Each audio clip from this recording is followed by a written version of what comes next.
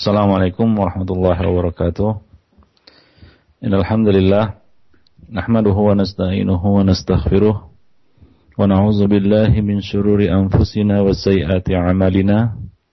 May yahdihillahu fala mudilla lahu wa may yudlil fala hadiyalah. Asyhadu an la ilaha illallah wahdahu la syarika lah wa asyhadu anna Muhammadan abduhu wa rasuluh. Ya ayyuhalladzina amanu ittaqullaha haqqa tuqatih wa la tamutunna illa wa antum muslimun. Amma ba'du fa inna ahsanal kalami kalamullah wa khairal huda huda Rasulillah sallallahu alaihi wasallam wa syarrul umur muhdatsatuha wa kullu muhdatsatin bid'ah wa kullu bid'atin dhalalah wa kullu dhalalatin finnar. Akhwani fid din, a'azzani Allah wa iyyakum jami'an, para pendengar yang berbahagia. Alhamdulillah pada pagi ini kita bertemu kembali di majelis ilmu ini. Insyaallah kita akan meneruskan pembahasan tentang al-kabair. Pada hari ini kita akan membahas al-kabiratu ats-tsalatsун, dosa besar yang ke-30, yaitu al-qadi as-su', qadi yang jahat, qadi yang zalim. Ini merupakan satu dosa yang sangat besar, yaitu memutuskan hukum tidak dengan hukum Allah Subhanahu wa taala. Allah Subhanahu wa taala telah menyebutkan di dalam Al-Qur'an dalam surat Al-Maidah ayat 44, 45 dan 47 tentang orang-orang yang tidak berhukum dengan hukum yang diturunkan Allah Subhanahu wa taala. Allah berfirman, "Wa man lam yahkum bima anzalallah fa ulaika humul kafirun. Wa man lam yahkum bima anzalallah fa ulaika humul zalimun. Wa man lam yahkum bima anzalallah fa ulaika humul fasiqun." Di ketiga ayat ini Allah Subhanahu wa taala mengancam orang-orang ataupun siapa saja, ya terutama para qadhi dan hakim yang tidak memutuskan hukum menurut hukum yang Allah Subhanahu wa taala turunkan, bahwa mereka ya tidak lepas dari kekufuran atau kezaliman atau kefasikan. Mereka adalah orang-orang yang kafir atau zalim atau fasik, ya, menurut tingkat dosa yang mereka lakukan. Jika mereka berhukum dengan selain hukum Allah itu dengan meyakini bahwa hukum selain hukum Allah itu lebih baik atau sama dengan hukum Allah, atau berkeyakinan bahwa hukum Allah tidak layak untuk diterapkan ataupun dilaksanakan pada hari ini, maka mereka adalah orang-orang yang kafir. Kalau mereka atau para hakim atau qadi itu beranggapan bahwa hukum Allah sebenarnya yang layak untuk diterapkan, tapi mereka mengikuti hawa nafsu mereka lalu memutuskan hukum tidak dengan hukum Allah, maka mereka adalah orang-orang yang zalim, mereka adalah orang-orang yang fasik. Menjabat sebagai seorang qadhi dan hakim merupakan suatu tugas yang sangat berat. Ya, karena Allah Subhanahu wa taala memerintahkan kita untuk memutuskan hukum di antara manusia dengan adil. Wa antahkumu bainan nasi bil adl, agar kamu memutuskan hukum di antara manusia dengan keadilan. Ya.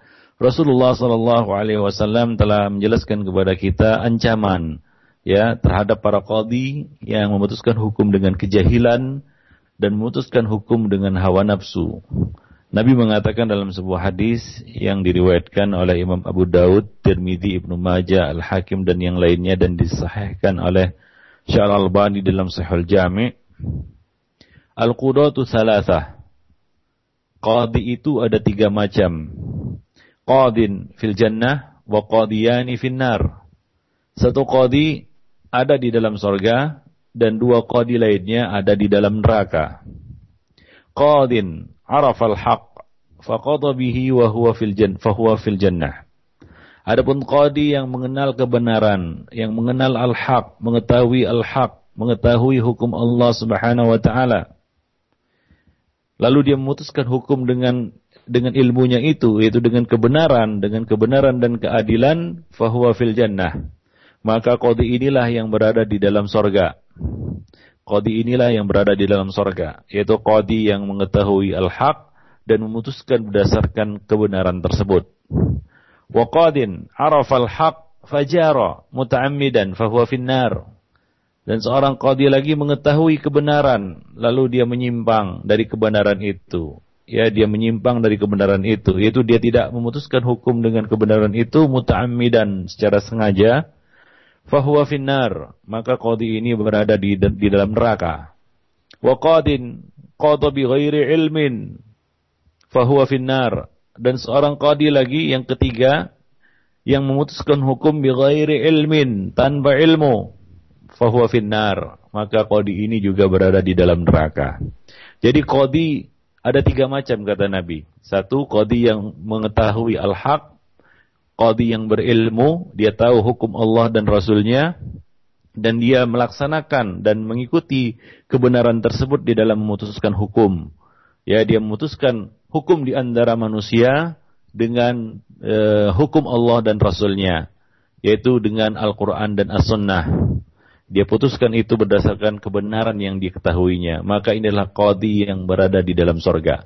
Dia memutuskan dengan keadilan dan kebenaran. Adapun 2 qadhi lainnya ini berada di dalam neraka.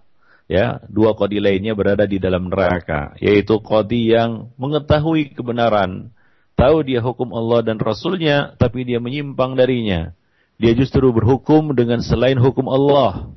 Atau dia berhukum menyimpang dari hukum tersebut, atau dia berbuat zalim di dalam hukum itu, yaitu tidak berlaku adil. Dia menyimpang dari kebenaran tersebut. Nah, ini berada di dalam neraka, fahuwa finnar. Dan qadhi yang memutuskan hukum tanpa ilmu, alias qadhi yang jahil, qadhi yang tidak mengerti dan tidak mengetahui hukum Allah dan Rasulnya, maka ini tentu saja ya dia akan memutuskan hukum dengan kebodohannya, dengan kejahilannya, maka fahuwa finnar. Qalu, para sahabat berkata kepada Rasulullah, bertanya kepada beliau, "Fama dzambul ladzi yajhal?" Lalu apa dosa qadhi yang jahil ini? Apa dosa qadhi yang tidak tahu dia jahil? Maka Rasulullah sallallahu alaihi wasallam mengatakan, "Dzambuhu alla yakunu qadiyan hatta ya'lam." Dosanya adalah seharusnya dia tidak menjadi qadhi hingga dia berilmu. Dosanya adalah seharusnya dia tidak menjadi qadhi hingga dia berilmu, yaitu ilmu Al-Quran dan As-Sunnah. Dia mengetahui hukum Allah subhanahu wa ta'ala dan Rasulnya. Demikianlah Rasulullah sallallahu alaihi wasallam membagi qadhi itu menjadi tiga golongan. Maka dari itu banyak sekali ancaman-ancaman yang diberikan oleh Rasulullah sallallahu alaihi wasallam kepada qadhi-qadhi yang menyimpang dari kebenaran. Ya, misalnya qadhi yang memutuskan dengan hawa nafsu, dengan kecurangan, atau qadhi yang memutuskan hukum secara curang karena mengambil riswah, yaitu suap, ya, dan lain sebagainya. Maka dari itu Rasulullah sallallahu alaihi wasallam mengatakan di dalam sebuah hadis yang diriwayatkan oleh Abu Daud, Tirmidzi dan Al-Hakim, dan dihasankan oleh Syekh Al-Albani di dalam silsilah sahihah, ya, man ja'ala qadiyan faqad dhabaha bi ghairi sikin. Barang siapa yang mengangkat seseorang menjadi qadhi, berarti dia telah menyembelih orang itu dengan tanpa pisau. Ya, seolah-olah dia telah menyembelih orang itu tanpa pisau. Ya, ini adalah penyembelihan, ini adalah satu, kita katakan suatu beban berat yang ditimpakan kepadanya. Nah, maka dari itu Al-Fudail bin Iyad mengatakan, yambaghi lil qadhi an yakuna yawman fil qada wa yawman fil buka ala nafsihi. Seharusnya seorang qadhi itu menjadikan satu hari untuk ya bertugas, ya memutuskan hukum, dan satu hari lagi untuk menangisi dirinya sendiri. Ya, satu hari lagi dia gunakan untuk menangisi dirinya sendiri. Ya, jadi ini merupakan suatu kita katakan tugas yang berat. Ya, seandainya manusia mengerti dan mengetahui beratnya bertugas menjadi qadhi, niscaya mereka akan saling tolak menolak untuk mengambilnya. Namun sekarang ini ya tentu saja jabatan qadhi, jaksa, hakim menjadi jabatan yang empuk untuk mendapatkan dunia, meskipun harus memutuskan hukum dengan cara yang curang dan zalim. Ya, cara curang dan zalim. Kalau kita mengacu kepada para penjelasan dari para salaf dahulu, bagaimana mereka berusaha untuk menjauhkan diri ya dari jabatan ini, berusaha untuk menghindar dari pekerjaan ini. Ya, sebagaimana yang dinukil kepada kita dari Makhul, ya, dia mengatakan, "Lau khuyyirtu bainal qada'i wa baina darb unuqi, lakhtartu darba unuqi." Kalaulah aku diberi pilihan antara ya menjabat sebagai qadhi atau ya dipenggal leherku, niscaya aku lebih memilih untuk dipenggal leherku. Ya, la akhtartu darba unuqi 'ala al-qada. Niscaya aku akan lebih memilih untuk dipenggal leherku ya daripada aku memilih menjadi seorang qadhi. Demikian mereka berusaha untuk menjauhkan diri dari pekerjaan ini karena risikonya sangat berat. Ya, apabila dia memutuskan hukum secara curang dan zalim, maka ia telah masuk dalam satu perbuatan yang ya dikategorikan sebagai dosa yang sangat besar, yang ancamannya adalah kekafiran atau kezaliman atau sebuah kefasikan. Ayyub As-Sakhtiyani mengatakan, "Inni wajadtu a'laman nas ashadduhum haraban minhu." Ya, aku mendapati orang yang paling alim adalah ya asyaddahum haraban minhu. Ya adalah haraban minhu. Ya, orang yang paling alim, orang yang paling tahu, orang yang paling dalam ilmunya adalah orang yang paling menjauhi, yang paling menghindari jabatan itu, yang paling menghindari jabatan tersebut. Ikhwan fillah, para pendengar yang berbahagia. Ya, namun apa yang kita lihat sekarang, orang justru bukan menjauhkan diri dan menghindar dari jabatan itu, tapi mereka justru berjubel-jubel untuk mendapatkan jabatan itu. Mereka berebut-rebut, ya mereka ya berusaha sekuat tenaga untuk mendapatkan jabatan dan pekerjaan sebagai qadhi, sebagai hakim, jaksa dan sejenisnya. Padahal ancamannya sangat berat. Itu menunjukkan kadar ilmu mereka. Seandainya mereka orang yang berilmu, orang yang tahu, ya ancaman yang berat, ya tugas yang berat yang ada di pundaknya, niscaya dia tidak akan berambisi untuk mendapatkannya, kecuali bisyikil anfus, kecuali dengan keterpaksaan yang sangat berat sekali. Dikatakan kepada Ats-Tsauri, "Inna Syuraihan qad istaqda," bahwasanya Syuraih ya qad istaqda, telah diminta untuk menjadi qadhi, dan dia menjadi qadhi. Faqal, "Ayyu rajulin qad afsadu?" Ya, siapakah orang yang telah merusaknya? Nah demikian. Ya, jadi ini ya kita katakan bagaimana para salaf dulu menganggap bahwa pekerjaan ini bisa merusak seseorang. Ya bisa menyebabkan seorang itu tergelincir karena banyak sekali godaan-godaannya. Ya karena berkaitan dengan hukum, tentu banyak sekali orang-orang yang berusaha untuk menyogok, untuk menyuap ataupun memberikan dunia agar dia dibebaskan dari hukum. Demikian. Ya, dalam satu kisah, da'a Malik ibn al-Mundhir Muhammad ibn Wasi'. Malik bin Mundhir satu ketika memanggil Muhammad bin Wasi' liyaj'alahu ala qada'il Basrah, untuk mengangkatnya menjadi qadhi di kota Basrah. Ya, jadi Malik bin al-Mundhir memanggil Muhammad bin Wasi', salah seorang ulama salaf, untuk menjadikannya sebagai qadhi di kota Basrah. Fa'aba. Namun Muhammad bin Wasi' menolaknya. Ya, menolaknya. Fa'awaduhu, mereka terus memaksanya dan terus memaksanya. Ya, mengulangi permintaan tersebut. Ya, hingga akhirnya Malik ibn Mundhir ya selaku penguasa atau sultan berkata, "La tajlisanna wa illa jalattak." Ya, engkau menjabat engkau memegang jabatan ini, engkau pegang jabatan ini atau aku akan mencambukmu. Jadi dia dipaksa, coba lihat, dia terus menolak dan menolak hingga dia diancam dengan ancaman seperti ini. Ya, kamu jabat ini atau kamu akan aku cambuk, kata sultan. Ya, nah demikian. Begitu mereka ya menghindari jabatan tersebut, ikhwan fillah, para pendengar yang berbahagia. Taib, maka Muhammad bin Wasi' pun mengatakan, "Intaf'al fa innaka sultan." Kalau engkau melakukan itu, engkau mencambukku, ya aku tetap tidak mau, engkau akan mencambukku, engkau adalah sultan, engkau bebas dan berkuasa untuk melakukannya. Ya, fa inna dalilad dunya khairun min dalil akhirah. Apa kata Muhammad bin Wasi' setelah itu? Sesungguhnya orang yang hina di dunia itu lebih baik daripada dia hina di akhirat. Ya, artinya ya dia rela untuk dicambuk dan dianggap hina dengan dihukum ya seperti itu, daripada dia harus hina nantinya di akhirat, yaitu menanggung beban yang berat nantinya di akhirat. Demikian ikhwan fillah. Ya, Wahab bin Munabbih mengatakan, "Idza hamma al-hakim bil jur aw amila bihi." Jika seorang hakim ya berniat untuk melakukan kezaliman, aniaya, kecurangan, atau dia melakukannya, maka adkhalallahu an-naqas ala ahli mamlakatihi. maka Allah Subhanahu wa taala akan menurunkan kekurangan atas rakyatnya. Ya, hatta fil aswaq wal arzaq waz zar' wad dar' wa kullu syai'in. Hingga kekurangan itu ada di pasar, rezeki, tanam-tanaman, dan susu yang ada di puting susunya, di puting susu ternak-ternak mereka. Artinya akan dibatasi dan dikurangi rezeki-rezeki mereka di pasar, ya, pada pertanian mereka ataupun pada tanam-tanaman mereka dan pada hewan-hewan ternak mereka. Wa idza hamma bil khairi awil adli, namun jika dia berniat untuk kebaikan dan untuk berbuat adil dan dia melakukannya, adakhalallahul barakah fi ahli mamlakatihi, maka Allah Subhanahu wa taala akan menurunkan barakah pada rakyatnya. Ya, demikian pula pada rezeki mereka, pada pertanian mereka ataupun tanaman-tanaman mereka dan pada hewan-hewan ternak mereka.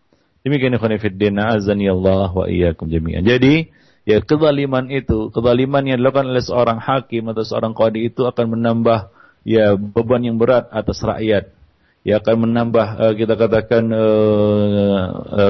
musibah dan malapetaka, bencana atas umat manusia. Ya, akibat dari kezalimannya tersebut, akibat dari kecurangannya di dalam hukum. Ya, ada seorang petugas ataupun pejabat yang bertugas di kota Hims menulis surat kepada Umar bin Abdul Aziz. Ya, menulis surat kepada Umar bin Abdul Aziz. Dia mengatakan dalam suratnya itu, amma ba'du, fa inna madinata Hims qad tahaddamat wa ihtajat ila islah. Bahwa sesungguhnya amma ba'du, bahwa sesungguhnya kota Hims sekarang sedang hancur. Dan dia kota ini memerlukan perbaikan. Ya, jadi wali kota lah atau gubernur, ya, dan sejenisnya di sana menulis surat kepada Umar bin Abdul Aziz, ya, sang khalifah, ya, mengaporkan tentang Madinah Hims yang sekarang sudah hancur dan perlu bantuan. Maka beliau menulis surat kepada pegawainya itu, ya, kepada gubernur Hims, ya, atau wali kotanya. Fakataba ilaihi Umar bin Abdul Aziz, hassinha bil adli. Perbaikilah kota itu dengan keadilan. Wangki turuqaha minal jur. Dan bersihkanlah jalan-jalannya dari kezaliman dan kecurangan. Wassalam. Nah, itu saja balasan dari Umar bin Abdul Aziz kepada gubernur tersebut.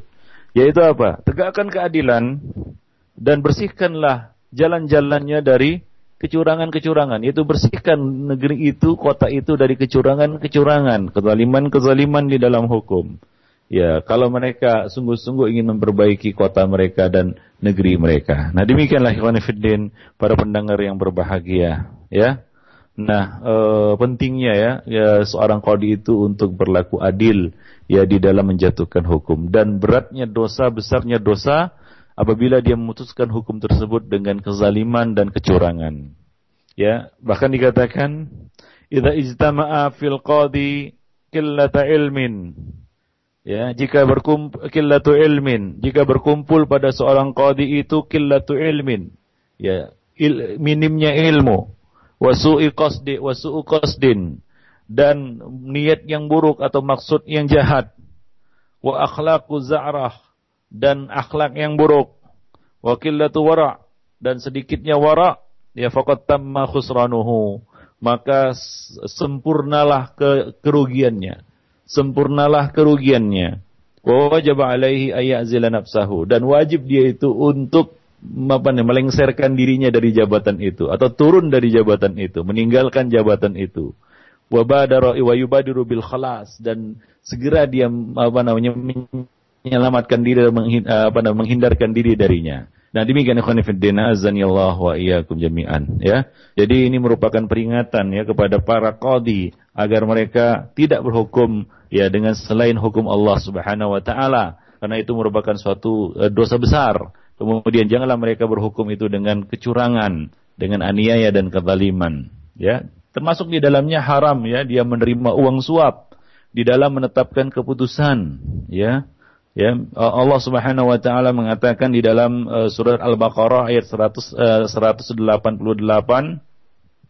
wa la ta'kulu amwalakum bainakum bil batili wa tudlu biha ilal hukam litakulu fariqan min amwalin nasi bil ithmi wa antum ta'lamun.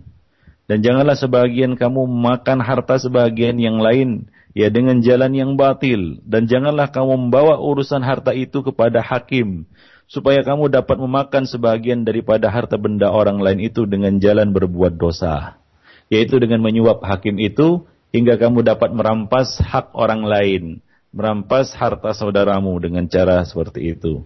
Nah, kemarin juga telah kita sebutkan bahwa ya termasuk karakter orang-orang Yahudi adalah mereka suka memakan suhud. Samma'una lil kadhibi akaluna lis suhud. Orang-orang Yahudi itu suka mendengarkan berita-berita bohong dan banyak memakan harta yang haram.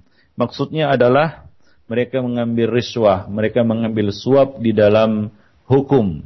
Nah, itulah yang mereka lakukan. Mereka suka menerima suap.